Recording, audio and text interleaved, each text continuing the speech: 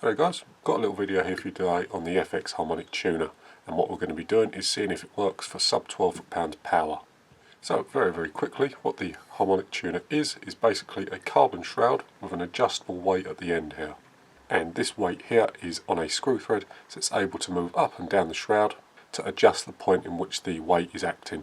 Barrel weights are nothing new, they've been in the firearms world for quite a number of years now, and lots of competition shooters swear by them. Whether they work in air rifles, especially at sub 12, is questionable, but I thought in this video we'd give it a proper test and see what it does. I'll just give you a quick closer look at the shroud. So this sticker here is something I put on. It's just because there's no markings on the shroud, so you can't accurately sort of line up these lines here with anything. So what I done was stick this little sticker here, and now we can adjust the lines so that they meet up with the line of the shoot and see target. So the weight at the end here is rubberized, it's quite a nice feel and it moves.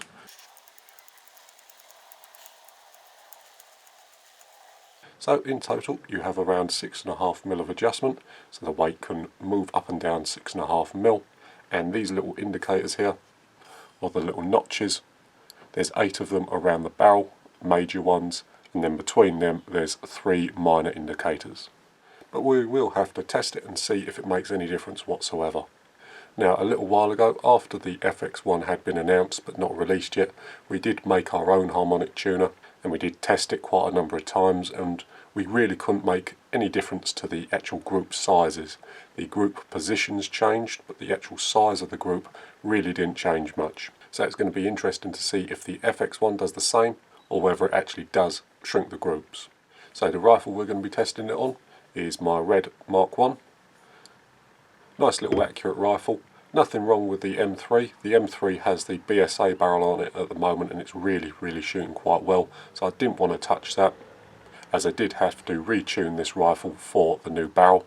This one was the one we fitted the poly barrel to, so I had to change the reg pressure slightly, readjust the hammer spring. I didn't really want to do that with the M3. Right then, so we'll get set up down the range and hopefully I'll get a little bit of shooting footage for you. And here we are all set up down the range. As always, it's a 177 rifle, sub 12, and we're shooting at 50 yards. Now I won't show you all the shooting footage, but we did do an awful lot of testing. The initial 5 groups at the top there are with the weight fully extended, so all the way out, touching against the back of the moderator. I didn't run a moderator for these tests as I wanted to eliminate any possible clipping issues, so it's just the shroud on its own. I did retest with the mod again and the mod made no difference, so there was no clipping issues, but we just wanted to eliminate it for the tests. And each barrel groups after the first is 1 complete turn of the barrel weight, so moving the barrel weight closer to the action of the rifle 1 complete turn. What I initially wanted to do was try and find a point where the groups changed, so the idea was 1 complete turn, find the best spot and then fine tune from there. However, as you'll see as testing goes on, there wasn't really any point which the groups got any better or any worse. This particular STX liner is pretty average. It's not fantastic, it's not terrible, but we picked this particular liner because it's probably a fair representation of the average 177 straight out the box. In total we managed to get just under 6 complete turns of the harmonic tuner, and that resulted in 7 rows of groups.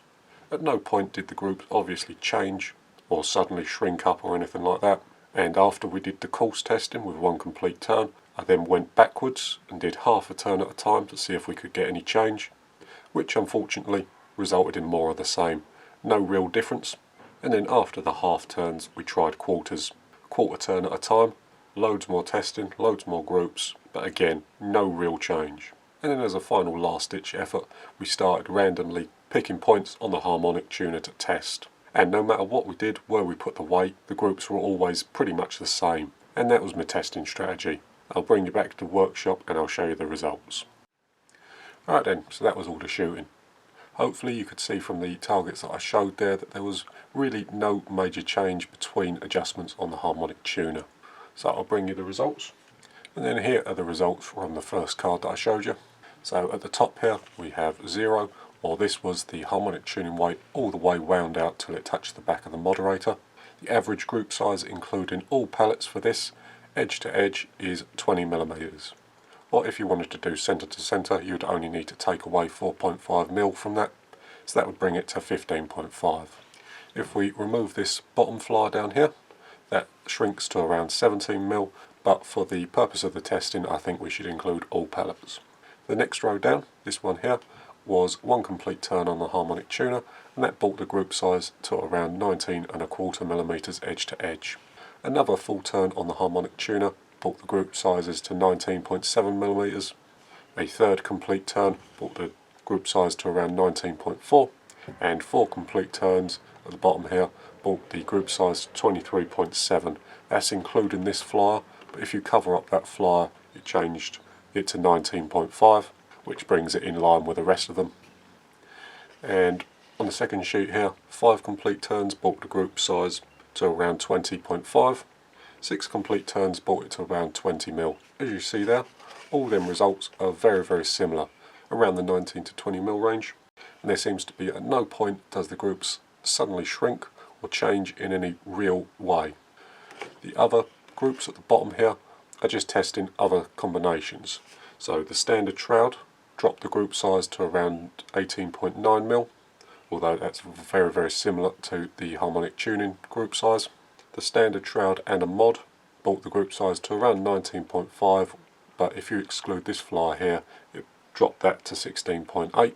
And then at the bottom here we just tried the bare barrel, so with no shroud at all on it, and the group size from that was about 18.125mm. Now, as I said before, I did do tons of sheets of targets, and they all pretty much gave the same picture. Now, I won't bore you by bringing out all the targets, but the average across all tests was 19.5mm. So that means that the average group that the harmonic tuning shroud produced was 19.5mm edge to edge, or 15mm if you want to do centre to centre. So not really bad groups, but not fantastic either. I will say that probably the best groups I got from the day were when I wasn't using the harmonic tuner.